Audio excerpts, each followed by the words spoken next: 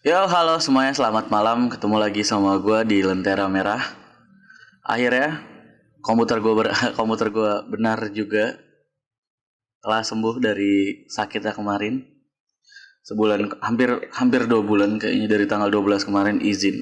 Sebenarnya dari sebelum sebelum tanggal 12 sih, cuma tanggal 12 itu gue baru kasih kabar dan sekarang sudah sembuh. Malam ini gue nggak sendirian, gue ditemenin sama teman gue, itu Mia, yang mau nyeritain salah satu hal yang dialaminnya waktu itu. Halo Mia. Hai, Gue nggak ganggu kan ya malam-malam gitu? enggak. Oke. Oke, sebelum mulai, mari kita dengarkan pesan-pesan berikut ini.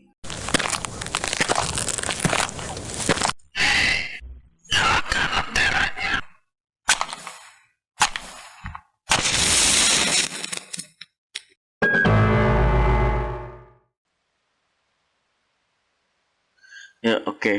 Mia, kayak gue pernah dengar kalau lu tuh pernah disantet ya, dan itu tuh jadi awal mula lu mulai ngelihat mereka gitu. Itu gimana sih? Bisa bisa lu share nggak? Maksudnya ceritain dong, kan nggak cuma gue, bahkan yang lain juga pasti mau denger kan. Tuh coba dong, pengen tahu.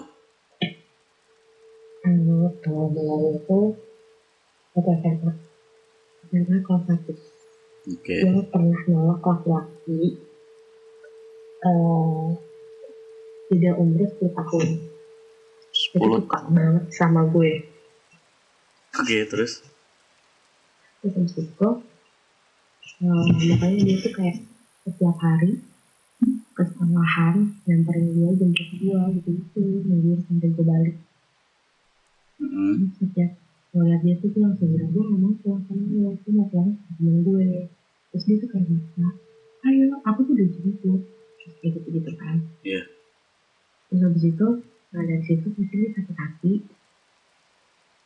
Gue inget banget itu hari Sabtu, kalau sekolah, karena sekolah gue swasta, gue pakai baju putih-putih, itu gue pendarahan kayak orang habis. Pendarahan itu lo dapet atau gimana? No, gue baru dapet maksudnya udah bukan masa dapet gue.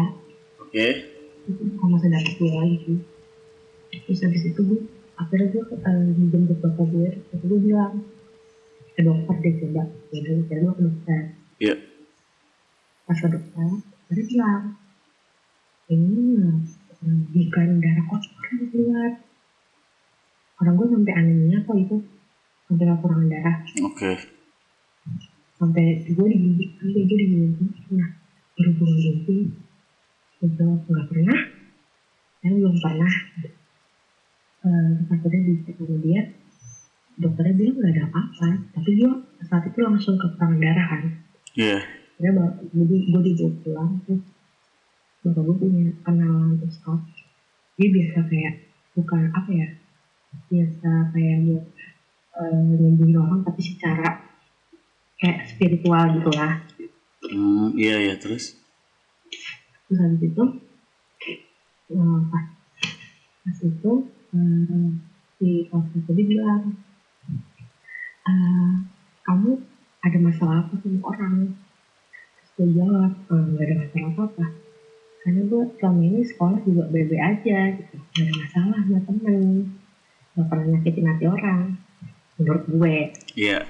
Terus dikasih tahu lah, ini ada cowok tiap hari, pokoknya dia tuh kayak ngirim gitu.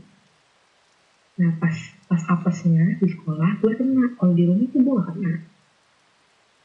Gue ngomongnya gak mempan lah kalau di rumah gue. Pas gue lagi di sekolah apesnya kena hari Sabtu, itu rok putih gue sampai darah semua. Bentar. Sampai nangis gitu. Sorry. Maksudnya kena gimana? Maksudnya kayak santetnya dia tuh dapet gitu loh, ngerti gak sih? Oh, iya. Dan kena kalau gak mental gitu. Iya, mentalnya kalau di rumah nih. Kalau di rumah tuh selalu mental. Yes. Habis itu makanya dia ngomong kayak gitu lah. Habis itu bapak gue sampai interogasi, kamu siapa orang? gue kasih tahu orang itu. Terus akhirnya gue besoknya sekolah nih seperti biasa. Nah dia tuh ngancam, sering kayak ngancam, kalau nggak mau sama gue gue bunuh, jadi gitu. Kata si cowoknya ini yang beda 10 tahun. Iya. Oke, terus? Teman-teman gue pokoknya kayak angkat telepon gitu, teman-teman gue, terus temen gue ngapain lu telepon gitu, ngapain lu ngancam, pokoknya kayak gitu kan gue udah takut. Iya. Akhirnya gue udah hopeless, gue udah ganti nomor berkali-kali dan dia tahu. Akhirnya HP gue buang. Kayak banget ya. HP gue buang, bukan nomor. Iya, bukan HP gue buang. Dan situ dia nggak bisa ngubungin dia, tapi dia masih pakai ngubungin gitu kan. Masih gimana? Terus akhirnya masih bisa nyantet gitu ngeliatin. Akhirnya gue pulang kampung. Gue pulang kampung tuh. Di daerah? Kampung gue Solo, Jawa Tengah ya. Terus? Gue pulang kampung sama bapak gue sama kakak gue. Gue ke rumah saudara gue. Nah saudara gue tuh bilang kayak, kamu udah ada yang ngikutin, jahat banget gitu ya. Dia minta maaf sama orangnya, jadi gitu kan. Terus gue bilang, gue gak mau, gue takut. Karena menurut saudara gue udah nyakitin hati laki dari itu. Orangnya juga gak baik-baik kan. Ya gue sombong emang saat itu. Karena gue takut, dia tua. Iya, 10 tahun siapa yang gak ngeri? Iya, udah om-om. Terus? Tuh, ini dong, apa namanya, gue pulang kampung, akhirnya gue, apa ya, itu kejawen sih. Gue tahu kalau dalam agama gue, itu salah. Akhirnya. Tapi itu kepercayaan kan, apa kejawen tuh? Ya, I know. Dan juga gue balik dari Jawa itu, saat itu gue nggak sekolah. Sakit. Gue bilang sama ibu. Karena gue bilang sama ibu gue, habis makannya gue bilang, tidur ya, jangan diganggu. Terus gue bilang, kata ibu, ya udah gue tidur nih. Itu kamar, gue teriak-teriak, tangga gue denger. Itu sih, mbaknya kenapa, aku teriak-teriak gitu kan. Pas tau mak gue, tapi mak gue gak percaya. Katanya apa, di rumah gak ada suara apa-apa. Nyokap lu gak denger yang satu rumah tapi orang lain denger? Dengar. Wow, itu oke. Terus. Ntar aja. Terus habis itu, ini dong, apa namanya, mak gue diajak ke kamar gue, iya gue lagi marah-marah. Karena aku pakai bahasa Jawa. Pokoknya kata mak gue kayak ngomong gini, aduh, oke. Kata mengumpat gitu, emosi, marah-marah kayak gitu kan. Jadi tetangga gue megang gue tuh, ibu-ibu. Karena siang hari saat itu ibu-ibu taruh 5 orang. Kayak beristighfar gitu kan, mereka ngaji di samping gue, kata mak gue tuh. Terus itu gue pukul mereka. Sama gue pas sudah selesai itu pada ngomong ke gue, tadi tuh mbak tuh tenaganya kuat banget, aku sampai dipukul dan itu bener-bener kayak bukan orang gitu yang mukul. Tetangga gue satu, ibu-ibu ini ada yang bisa lihat. Yes. Dia bisa lihat, jadi dari dia ngomong itu ada cewek gede banget. Jadi setiap dia ngeliat muka gue, bukan gue gitu, tapi si cewek itu dengan mata yang merah, marah-marah gitu kan. Akhirnya ibu gue nelfon bapak gue suruh pulang. Habis itu bapak gue buru-buru pulang. Kebetulan bapak gue bisa ya ngobatin orang kesurupan gitu biasa. Akhirnya bapak gue tuh yang nyembuhin gue, ya kan? Dia punya teman jin muslim. Jin ini nih yang bantu ngeluarin si cewek tadi. Dikeluarin, tapi dengan syarat kalau dia si cewek ini keluar, jin itu masuk di badan gue. Jadi kayak harus jadi temen gue gitu loh kemana-mana. Nah, habis itu saat abis itu gue kasih nih 2 minggu gak bisa bangun. Gue gak boleh tidur di kamar, gue gak boleh tidur sendiri, gue tidur sama ibu gue. Jadi bapak gue setiap malam itu kayak di kamar ngaji, jadi gitu ngaji di kamar gue. Terus? Awalnya kayak gitu. Abis seminggu sakit, gue sekolah nih. Di sekolah tuh gue kayak ngerasa gitu, kok gue bisa ngeliat sesuatu yang orang gak bisa lihat. Awalnya gue liat cewek, kebetulan pandai kelas gue ini gudang gak pernah dibuka, bener-bener sumpah kebuan gak pernah dibuka sama sekali. Oke. Saat itu gue ingat banget lagi pelajaran matematika. Ada cewek nongol dari tembok jalan Dari nembus maksudnya? Nembus dari si gudang itu ke kelas gue. Ini sama temen itu apa temen gue bilang apa sih, gak ada apa-apa. Dan gue lihat jelas banget nih. Terus habis itu berkali-kali tuh di sekolah. Kebetulan sekolah gue itu karena sekolah swasta, belakang deket kamar mandi cewek itu kuburan keluarga. Di situ kuburan keluarga. Setiap gue WC itu selalu di kamar mandi pojok itu nggak pernah ada yang pipis di situ ya, karena seremnya yang gelap, lampunya mati. Jadi selalu ada yang main ini gitu. Jadi itu gue ngerasa kayak apa sih? Kok orang-orang gak ada yang percaya ya? Apa sih? Dan gue kasih tahu itu ada isi, mereka kalau dia nggak ada apa-apa kan? Iya. Akhirnya gue ngadu nih sama bapak gue. Pak, aku kok sering ngeliat kayak gitu ya. Terus bapak gue cuma bilang, gak usah heran, itu keturunan. Emang udah harusnya kamu bisa kata dia gitu. Iya. Gitu.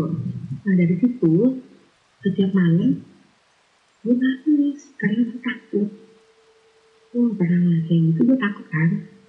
Gue nangis tuh, kebetulan kamar gue itu kasurnya tingkat, gue tidur di atas. Saat itu kakak gue ngekos, jadi kasur bawah kosong. Gue tidur sendirian di kasur atas. Dan itu kamar gue ada ventilasi, jelas banget kalau gue tidur di atas. Nempel banget sama gue ventilasinya. Itu selalu ada cewek setiap malam. Kayak ini, jangan nangis, gak apa-apa, gak usah takut. Gitu. Oke, terus? Jadi 2 pagi itu, sebelum 2 pagi itu si cewek ini lalu kayak nongol itu di ventilasi dengan jubahnya yang warna merah yang gede banget, dengan cahaya merah, pokoknya semuanya merah, sampai matanya pun merah, auranya merah, bener merah, dan dia gede banget. Terus kayak terbang gitu. Iya. Terus sampai situ dia bilang, lo siapa? Gak usah takut, aku temen kamu gitu. Nah dari situ dia kayak sering cerita lah setiap dia pulang sekolah. Di sekolah ada apa, dia selalu cerita ke dia. Kebetulan gue ini gak akur ya sama orang tua gitu. Jadi gue gak pernah sebenarnya cerita ke orang tua. Terus akhirnya gue sering cerita sama dia kayak jadi teman yang baik tuh buat gue. Nah dia selalu bangunin gue sholat, terus ngingetin gue kayak gitu. Terus ketika ada orang jahat sama gue di sekolah, yes, misalnya tuh pasti nanti tuh pulang sekolah mereka pasti kena sesuatu, entah itu jatuh dari motor, entah itu jatuh dari tangga, segitunya. Terus juga gue pernah pulang sekolah, nyebrang perapatan itu ada truk, gue gak lihat. Tapi itu gue gak lihat truk, dan gue jalan aja nih. Gue dengar tukang ojek udah pada teriak, awas gitu kan. Itu bener-bener truknya berhenti, nempel tangan, tapi gue gak jatuh. Nempel tangan? Dia ngerep sampai nempel tangan itu lah, tapi gue gak jatuh. Oke, terus? Terus sampai tukang ojek itu langganan gue kan, jadi gue nyebrang buat naik ojek dia. Terus tukang ojeknya bilang, gak apa-apa, gue cuma izin. Masih shock gitu kayak, gak apa-apa pak. Sampai tukang ojek tuh ngecekin tangan gue kan, badan gue kayak, kenapa ada yang lecet, ada yang ini gak? Akhirnya gue diantarin pulang. Sampai rumah tukang ojek kan ngadu sama mak gue, nyeritain lah kejadian tadi itu. Terus mak gue mah kayak udah gak heran gitu kan, oh ya udah pak, gak apa-apa, terima kasih. Jadi dari situ gue makin ngerasa kayak, ada apa ya, kok kayak gini. Akhirnya dari situ gue gak pernah ngomong sama orang tua. Dia selalu cerita sama temen gue, namanya Lucy. Temen yang iya, si cewek ini namanya Lucy. Dia bilang sama gue namanya Lucy. Oh, si cewek ini. Jadi dia kalau ceritanya gitu, dia dulu ke orang, dia tuh pekerja pabrik pada tahun 90-an. Oke. Dia meninggal gara-gara ditabrak ya. Ditabrak. Terus kabur. Tabrak lari ya? Oh, tabrak lari. Terus si Lucy ini dendam. Ketika dia membahas dendam, ternyata tukang truknya itu kena tulak. Maksudnya kayak karena dia kecelakaan, dia meninggal pas lagi nyetir gitu. Tapi dia masih dendam. Terus dia makin dendamnya lagi sama keluarganya. Karena gak ada satu orang pun yang ziarah ke makam dia. Wow. Doain, gak ada. Dan dia makin kayak sakit hati. Dan dia kayak begitu temen. Dan dia suka berkeliaran dekat makam gue. Karena beberapa kali tetap gue serupan, itu serupannya dia. Bapak gue selalu ngomong dia, ada dia lagi. Sampai bapak gue pun kayak, udah pulang aja ke rumah saya, tidur di rumah saya nih. Sampai bapak gue kayak gitu.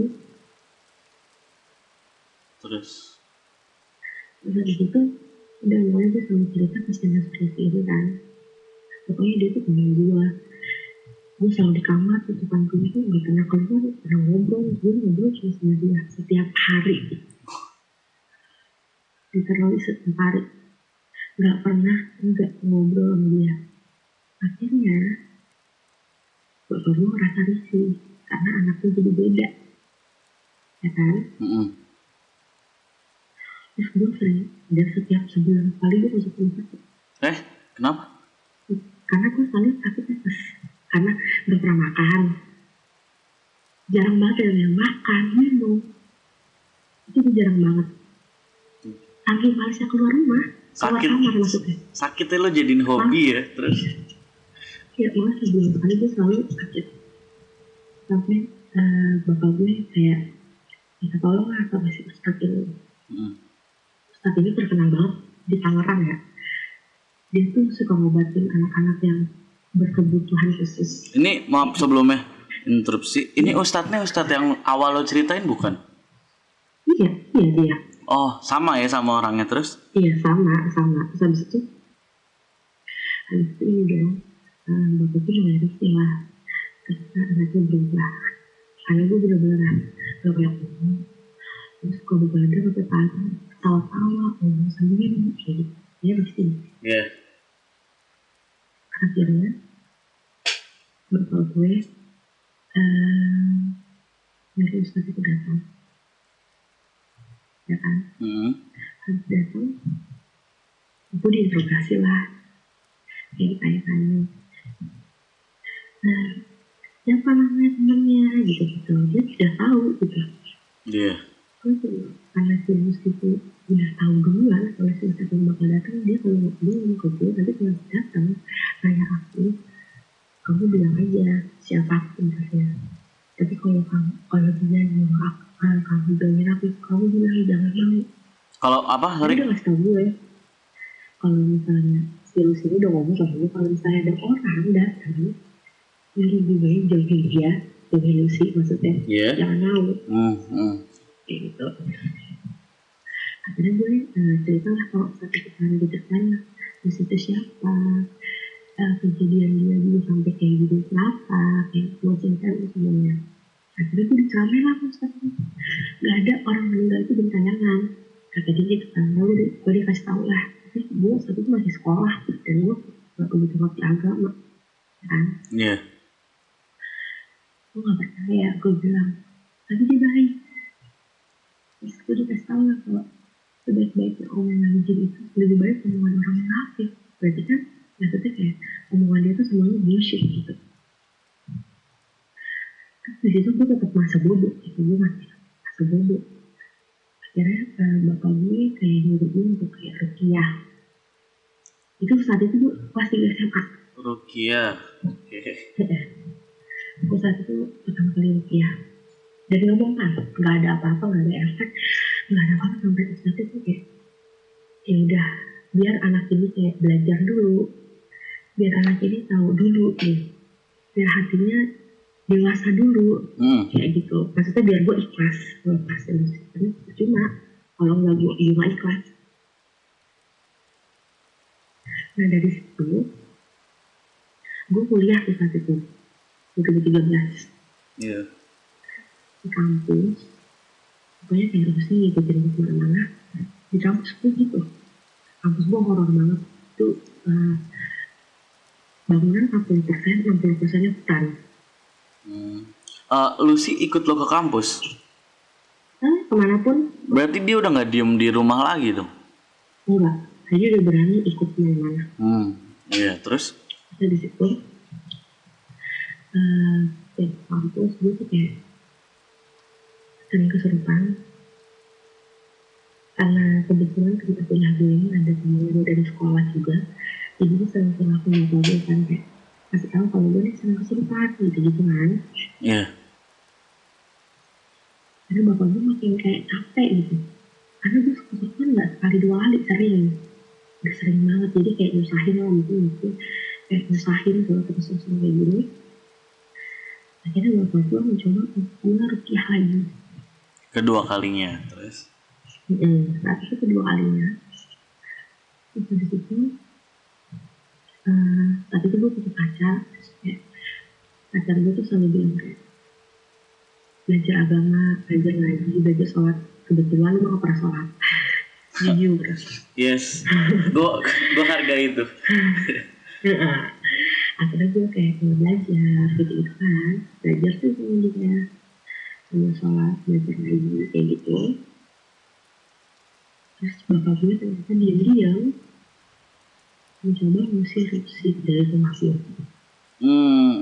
Ngusir. Dengan bantuan si jinnya ini, namanya bapak gue. Nah, abis itu virus ini tetap gak bisa hilang. Akhirnya si ustadz ini gue gak tahu kerja sama apa sama bapak gue. Yang gue denger saat mereka ngobrol, dia ngomong virus ini dibilang ke gunung gede. Gunung gede? Gunung gede, dia bilang gitu. Gue inget banget dia ngomong, buang aja Pak ke gunung gede.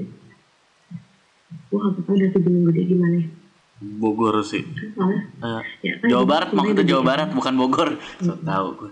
Jawa Barat maksudnya. Ya, gunung kan semuanya gede ya. Gak tau dari gunung gimana. Yes.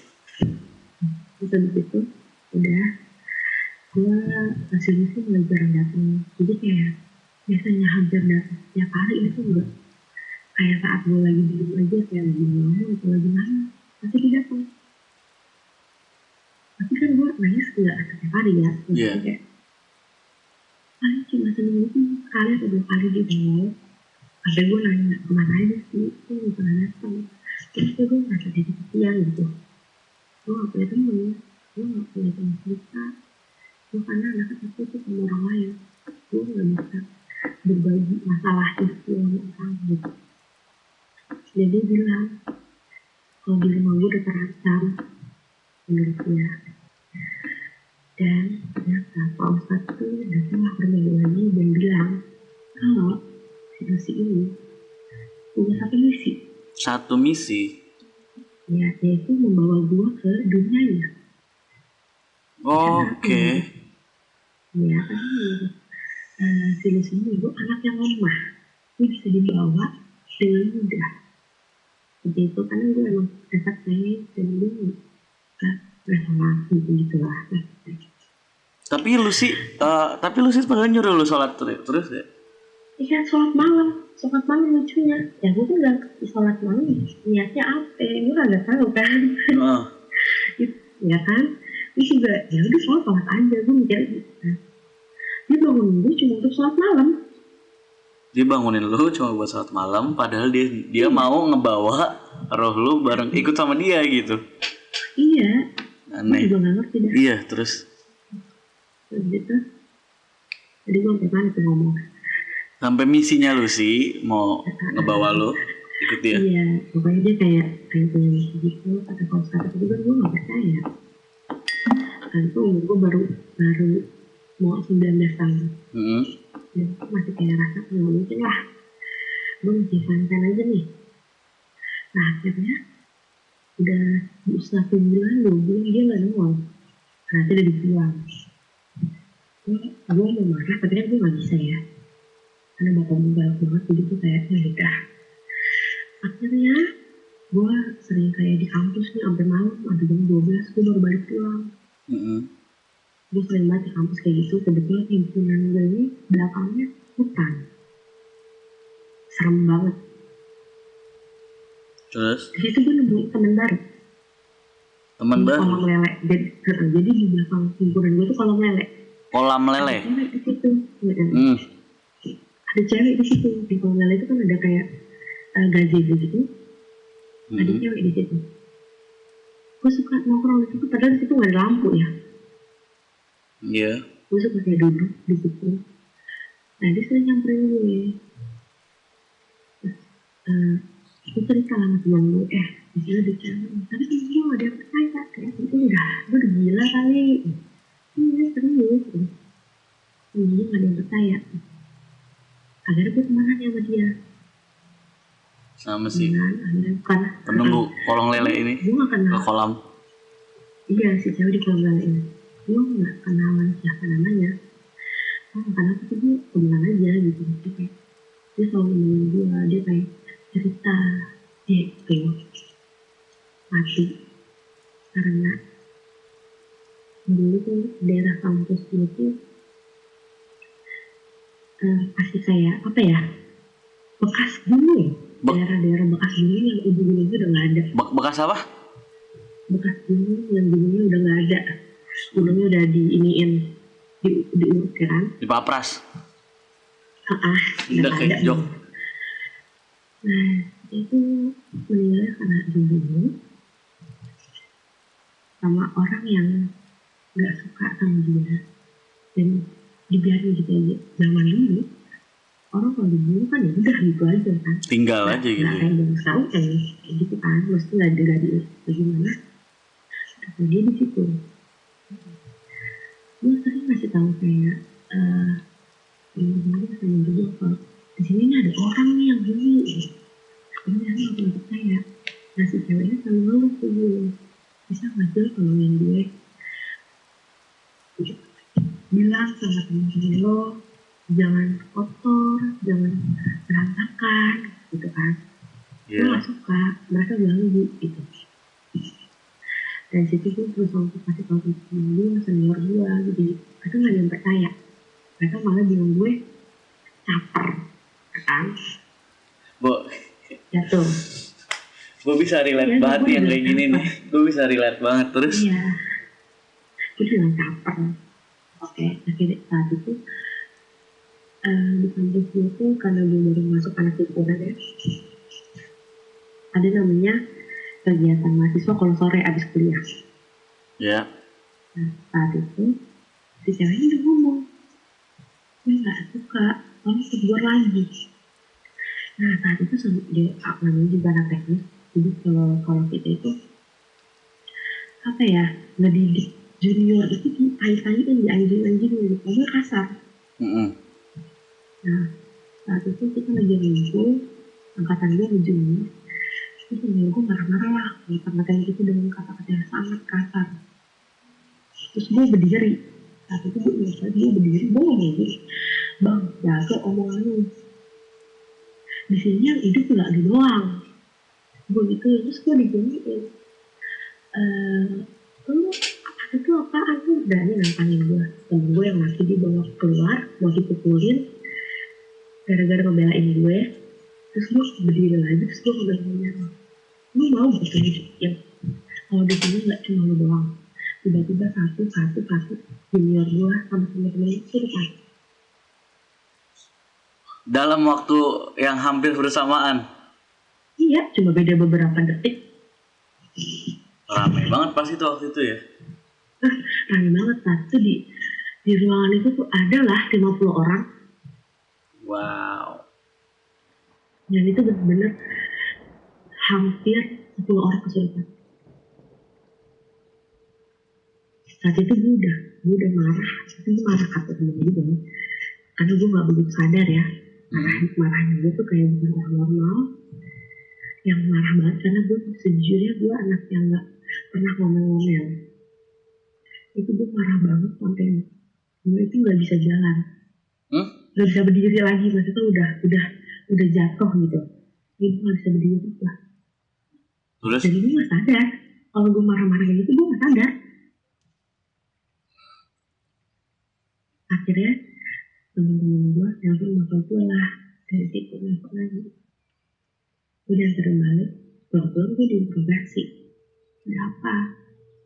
Kenapa bisa kayak gitu? Itu ceritanya langsung. Iya, belakangan ini kayak sering gitu bisa lihat. Makin bisa lihat, makin bisa ngobrol dan makin jelas mukanya.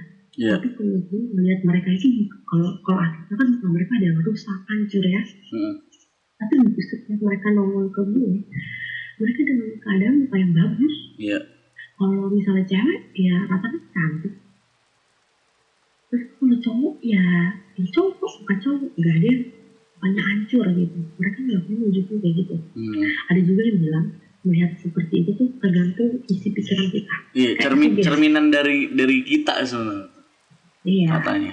Dan gue selalu berpikir ketemu mereka, gue mau dalam keadaan mereka ya mereka gitu. Jujur aja gue belum bisa menerima ketika keadaan asli mereka kayak gitu.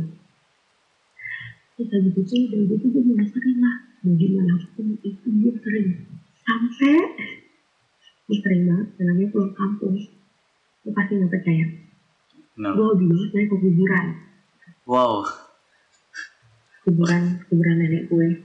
Gue gak tau kenapa gue suka banget. Kalau sendiri orang Jawa kuburannya kayak apa? Iya.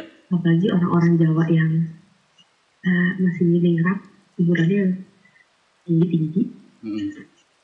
Gue hobi banget ke kuburan nenek itu setiap hari. Jadi tuh gue cerita sama dia kayak ngobrol. Dan gue merasa kayak semua orang ngedengerin gue yang ada di situ. Bukan orang sih. Maksudnya kayak semua orang yang udah gak ada. Yang udah semua yang pernah jadi orang gitu. Ya gitu. Jadi gue merasa kayak gue lebih dihargain di situ. Lalu kayak cerita setiap hari sampai kuburan nenek gue tuh buat tanamin bunga. Gue bawa es krim setiap hari. Tapi nenek gue suka bawa es krim. Gue bawa es krim setiap hari. Bukan kuburan. Gue tahu sebenarnya itu gak bagus kan. Terus dong.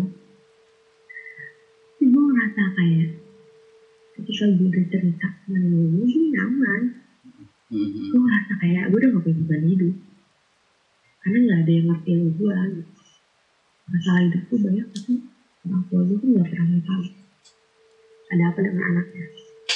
Ada masalah apa di kampus, ada masalah pribadi apa, mereka gak mau tahu.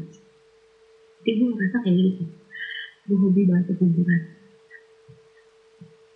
Dan di kuburan nenek gue tuh gak ada rumah deket-deket situ. Itu bener-bener hutan di tengah-tengah. Jadi hutan tengah-tengah kuburan gitu. Kalau yang gak percaya gue ajak loh kuburan mbah gue. Boleh tuh. Ayo kapan-kapan. Ya, dari situ tuh gue mulai makin bisa ngeliat, makin bisa merasa. Sampai kadang-kadang ada orang yang jahat sama gue tahu. Ada orang ngomongin gue tahu karena dikasih tahu sama teman-teman gue nggak kelihatan. Sama mereka ya, dalam kutip. Iya, mereka tuh ngomong, ini ngasih kok udahlah kamu nggak usah deket sama dia. Sampai di kampus gue,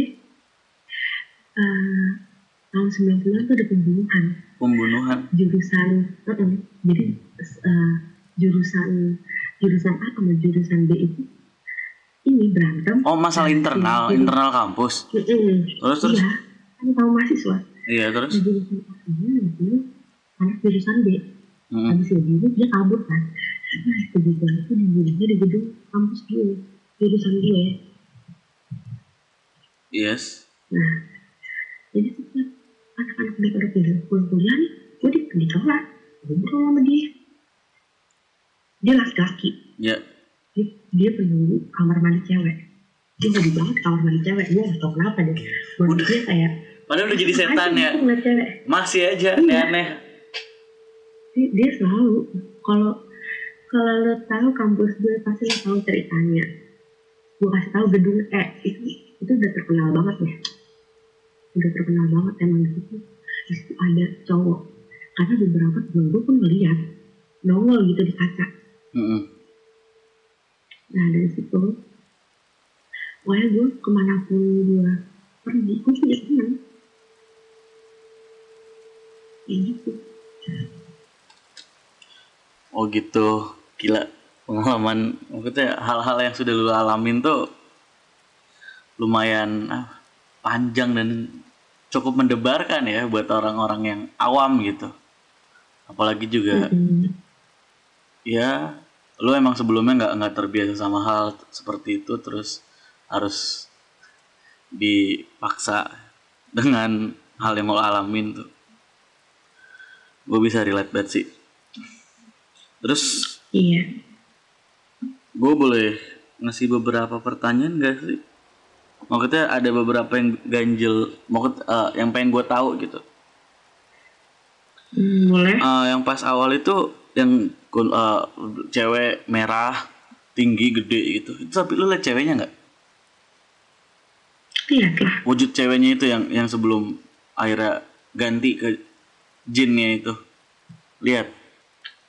Oh, sebelumnya gue lihat, tapi ngelihatnya itu cuma sekilas, dan itu ngeliatnya nggak di rumah ya. Itu kan gue ngeliatnya pas lagi di Jawa. Jadi sebelumnya gue udah ngeliat dia, cuma gue kayak ayo udahlah bayangan. Gue mikirnya gitu. Gue berusaha untuk positive thinking. Tapi itu nggak bukan sosok yang sama si Lucy ini kan? Beda. Oh beda. Beda banget. Iya, gue pikir sama gitu, karena perwujudannya yang lo sebutin tuh hampir sama gitu kan. Mungkin si Lucy tuh lebih serem lagi kali ya, soalnya serba merah. Karena kalau yang si awal gue kesurupan sampai sakit itu, ini tuh dia ngomongnya bahasa Jawanya Jawa. Bahasanya apa namanya kalau Jawa yang sangat halus, Injil. Kromo Injil. Itu yang kata mama gue ngomong kayak gitu, bener-bener yang halus banget. Halus tapi marah-marah ya. Iya, halus tapi marah-marah. Gimana sih, kayak nenek. Oh iya bener sih. Nah dia bilangnya dia nenek gue. Wah. Bukan. Oh ngaku-ngaku aja. Ngaku-ngaku aja. Terus nama ini nih yang di kamar mandi pojok yang di kampus. Kamar mandi pojok apa? Sekolah ya? Sekolah apa kampus? Mana yang di sekolah? Apa di kampus? Sekolah yang di sekolah itu yang dari kumpulan. Ini kamar mandi pojok yang katanya serem banget itu sih, yang nggak ada lampu, nggak ada apa. Itu sekolah. Sekolah kan ya. Terus akhirnya lu kesana karena nggak ada yang kesana kan menurut lu? Iya, saat itu gue nemenin temen gue pipis, terus gue ke pojok sendirian, ada kacanya gitu kan di pojokan. Gue sengaja, jadi gue lihat, oh iya, ada suara dan ada wujud, cuma ya hanya bayangan aja. Oh masih kelasan, masih belum kuat indera lu ya? Gue cuma ngerasa kayak alah ini mah paling cuma ini aja, bayangan gue sendiri gitu. Mencoba untuk positive thinking. Dan gue emang kebetulan gak takut sama kayak gitu kan. Good, itu bagus itu. Terus Dan terakhir nih dari semua cerita, sebenarnya satu yang paling gue penasaranin adalah si Lucy ini masih balik, maksudnya masih nemuin lu lagi nggak sih setelah? Sampai saat ini enggak. Udah nggak sama sekali. Enggak.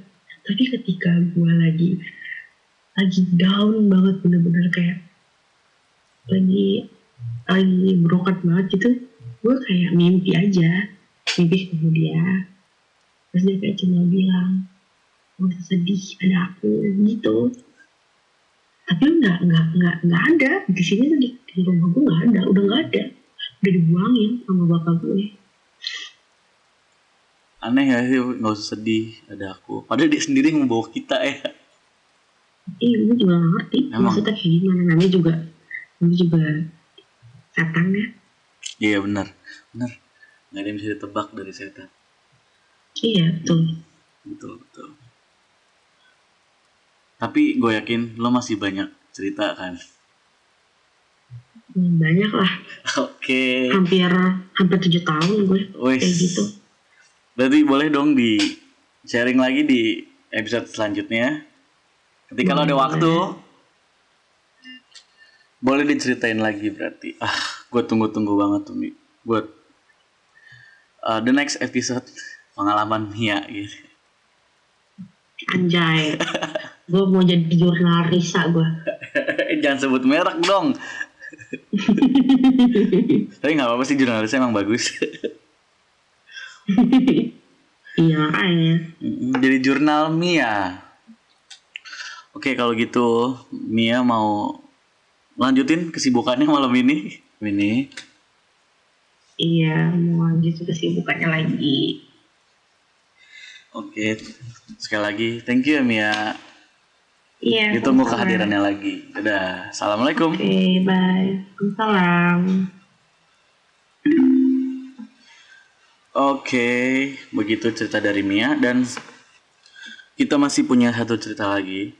Cerita ini dialami, maksudnya pengalaman ini dialami oleh keluarga teman gue.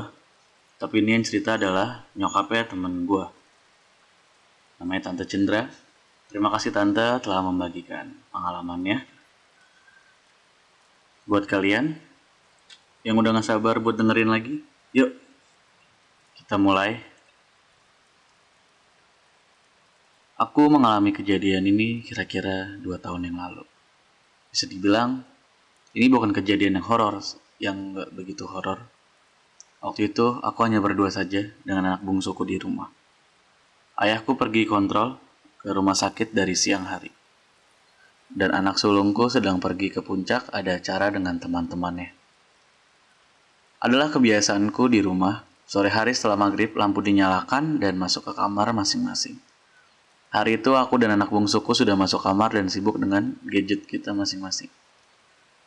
Kira-kira jam 7 malam, terdengar suara motor berhenti di depan rumah.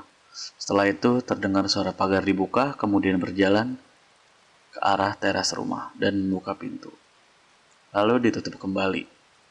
Terdengar pula suara sepatunya dan suara batuk khas ayahku. Kemudian terdengar pintu kamar ayahku dibuka dan ditutup kembali.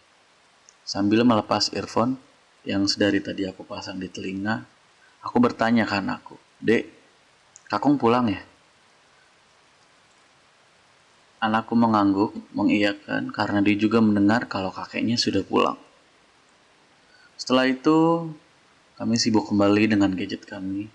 Aku tenang-tenang saja, karena makan malam sudah aku sediakan di meja makan. Pasti nanti setelah mandi dan sholat, ayahku langsung makan, lalu istirahat, pikirku. 1 jam berlalu dan aku baru sadar setelah tadi mendengar pintu kamar ayahku ditutup. Aku sudah tidak mendengar suara aktivitas apapun. Aku pikir apa ayahku kecapean jadi tidur-tiduran dulu, belum mandi dan lain-lain. Aku tanya lagi ke anakku, "Dek, kok Kakung dari tadi belum mandi? Belum makan juga ya?" "Iya ya," jawab anakku. Sudah menjadi kebiasaan ayahku setiap pulang kerja atau pulang dari manapun, setiap masuk kamar selalu menyalakan TV. Entah itu ditonton ataupun tidak, kemudian mandi, sholat, lalu makan, dan kemudian tidur-tiduran sambil nonton TV kembali. Tapi semenjak kepulangannya tadi jam 7, tidak terdengar aktivitas apapun dari kamarnya. Karena penasaran, aku membuka pintu kamarku untuk melihat apakah ayahku ketiduran di kamarnya atau tidak. Begitu membuka pintu kamarku, yang aku lihat kamar ayahku gelap dan sepatu ayahku juga tidak ada. Suasana saat itu di rumah sangat sepi. Aku menutup kembali pintu kamarku, masih belum berani beranjak ke kamar ayahku untuk sekedar mengecek. Aku takut, karena suasana begitu sepi dan terasa sangat mencekam. Dek, kok kakung gak ada ya? Dari tadi juga TV gak nyala. Kakung belum mandi juga, kamarnya gelap. Apa jangan-jangan kakung kecapean nih langsung tidur? Tapi sepatunya juga gak ada. Apa jangan-jangan kakung keluar beli apa gitu? Kita lihat yuk, temenin sebentar, kataku. Gak mau ah, takut, kata anakku. Akhirnya setelah aku sedikit memaksa anakku, mau juga dia menemaniku mengecek kamar ayahku, dan begitu aku buka pintu kamarnya, lalu aku nyalakan lampu kamar, ternyata kamar ayahku kosong. Iya, ayahku belum pulang. Lalu suara siapa tadi yang datang? Kami bertanya-tanya. Segera aku hubungi kakak dan adikku yang ada di luar kota. Aku ceritakan detail kejadiannya. Yang ada aku malah dapat omelan dari kakakku. Dia marah-marah takutnya ada orang jahat masuk ke rumah. Aku bersikeras meyakinkan itu ayah yang pulang karena suara batuk yang aku dengar benar-benar suara ayah. Dan bukan hanya aku yang mendengar suaranya, tapi berdua dengan anakku. Kakakku langsung menghubungi ayah lewat ponsel. Aktif, tapi tidak ada jawaban. Beberapa kali dicoba telepon kembali, tetap tidak ada jawaban. Walaupun ponsel dalam keadaan aktif. Akhirnya aku berdua dengan anakku memberanikan diri mengecek seluruh ruangan rumah.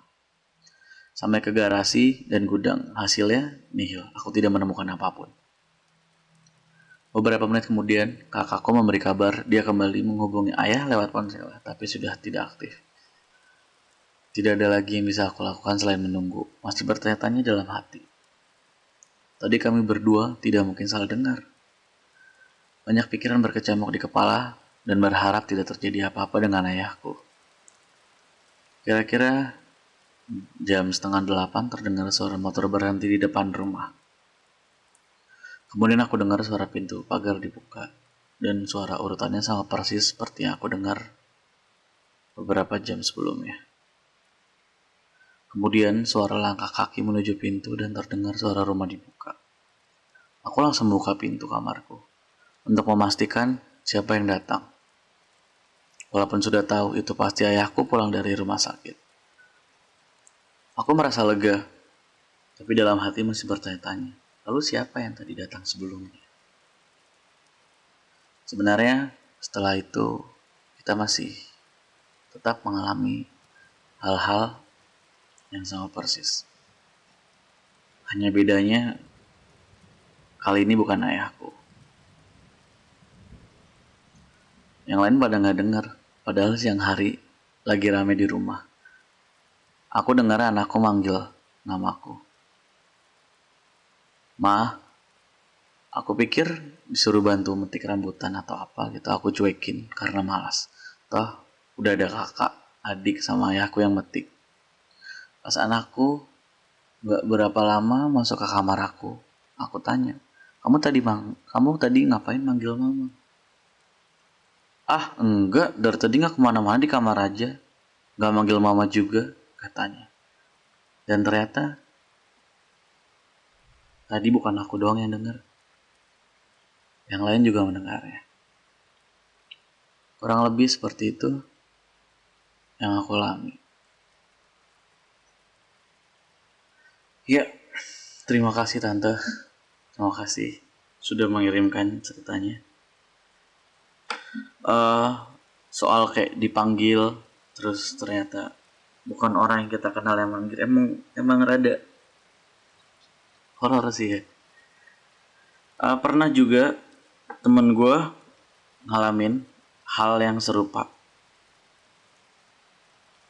Dia itu lagi di rumah, terus Ya, yang dia tahu orang rumah itu pada pergi sebelumnya. Terus tiba-tiba pasti lagi di ruang tamu, dia lagi main handphone. Tiba-tiba nyokapnya keluar dari kamarnya, terus buka kulkas. Terus ditegur sama dia, "Mama nggak pergi?" Dan nyokapnya diem aja. Terus masuk lagi ke dalam kamar. Teman gue masih asik aja main handphone. Dan gak lama